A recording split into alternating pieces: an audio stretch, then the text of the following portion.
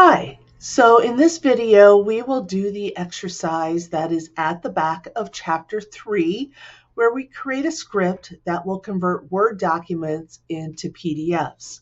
Now even though this isn't accounting related, this is actually something accountants fairly often do. We have several letters, they get converted to PDFs so they can be mailed electronically in an uneditable form. So I have already signed in and opened up PowerAutomate. Now, if you look on this first screen, there are lots of helpful hints and training and tutorials that you can do, as well as the documentation. Over here, we have all of our existing flows. And we also have examples that are provided by Microsoft with their product PowerAutomate. And you can look at some of the examples here. For example, here are some flows for Excel automation. Let's go back to home. To create a new flow, we will go to New Flow. Our bots in PowerAutomate are called Flow.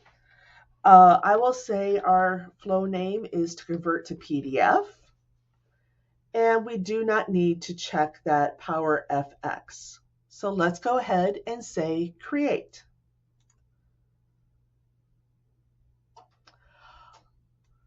So what it's doing now is bringing up a new flow window where we will build our flow. I'm going to go ahead and expand that. And if we look to our left, you'll see all sorts of things from email to Excel, Word, variables, run flow, folders, etc. for all of the actions we can take. What we're going to do is find actions here on the left, and we will drag them over to the right in the proper sequence. This is why I recommend doing a flow chart before we start.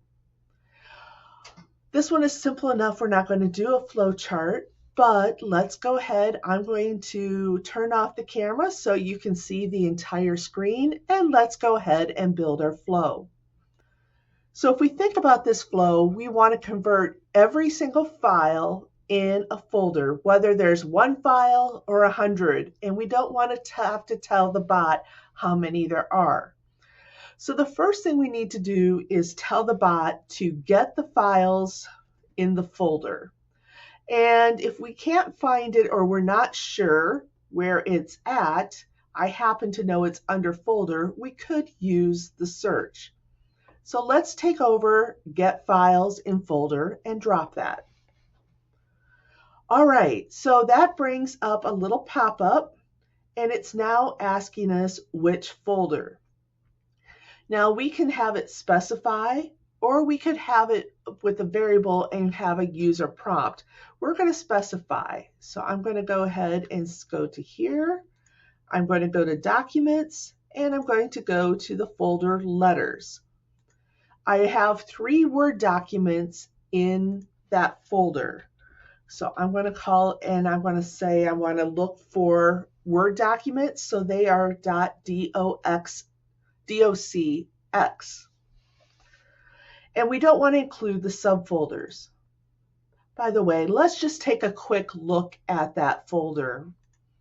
We're going to go here to letters, and we have 3 letters. They are pretty simple letters to a supplier. They all differ a little bit.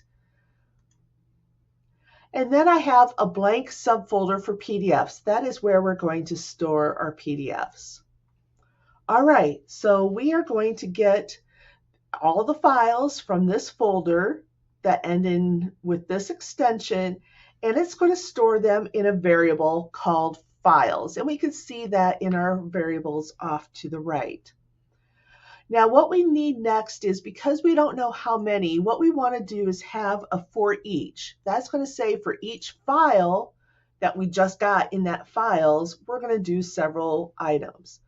So it's asking us to the value we want to iterate. What we want is those variables, and we've already said that it's going to be our files. So I'm just going to double click on that.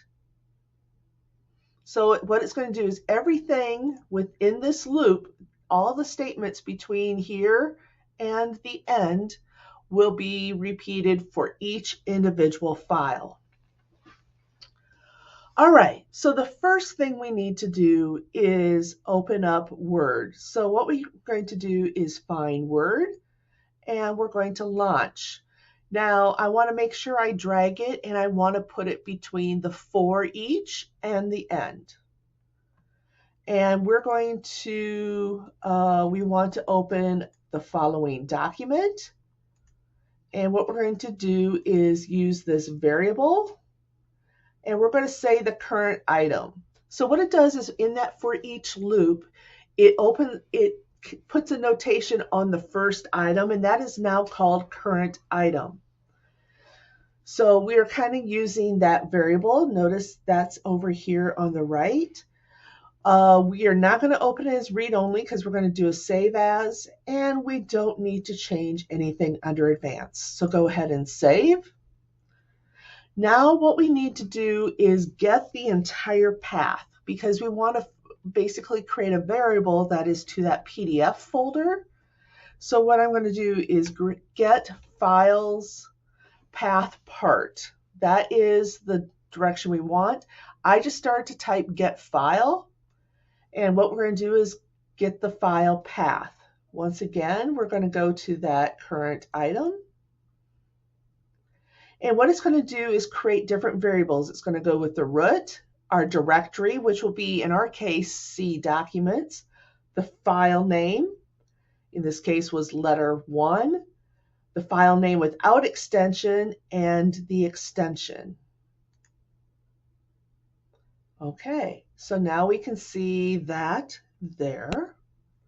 What we want to do now is set the path for where we save our PDF. So there's an action called set variable. We're going to bring that over. And the new variable is going to be our directory. And we're going to put the backslash. And then our file, we're going to put PDF backslash because that's the subdirectory name. And then we are going to put file name, and we will say PDF because we want to name it a PDF. All right, we're going to call this new file. Okay, we're going to set that. And then the next thing we want to do is a save as, and that is under Word. So we're going to go to File, and we're going to drag this save. And we're going to save the Word instance. This will be the current one, and we're going to save it as. And our document path will be the new file. And then we're going to go ahead and save that. And the last thing we want to do is close Word. And we do not need to save it, or you can save it. It really doesn't matter. All right, shall we see if this runs?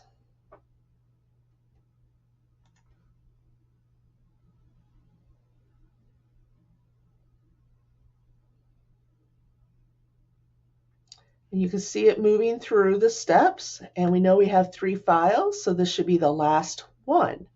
And it stopped. So let's go ahead and let's go to Documents and Letters. And these shouldn't have changed. And if we go into PDF, we can see that they changed about a minute ago, and it created 3 PDF files. All right, congratulations. You have created your first bot. And now you can, anytime you want to run that, you can go to your main screen, and we need to save that again first. Always do that. And if we go here to our main screen, you can see that we could run that anytime. We need to get out of editing before you can run it from there again, but now you don't have to go into edit and look at this screen. You can just run the bot here when you have new files that you put in that folder. All right, congratulations on creating your first RPA bot.